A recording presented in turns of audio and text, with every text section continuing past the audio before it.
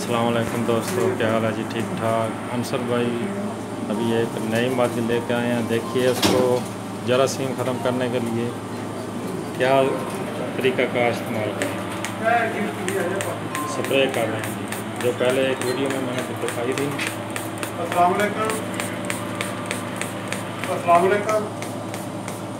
ये स्प्रे कर रहे हैं जरासीम ख़त्म करने का। ये मार के स्प्रे आप कहीं भी छोड़ सकते हैं, आपको कोई टेंशन नहीं। स्प्रे ना 10 पर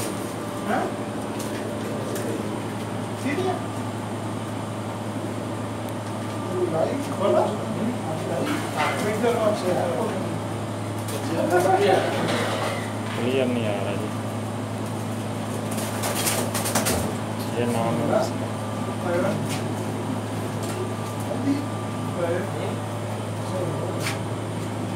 ये कबूतर को लगाने के बाद जरासीम जो है बाहर से ख़त्म हो जाए। ये देखिए ये नाम है इसका।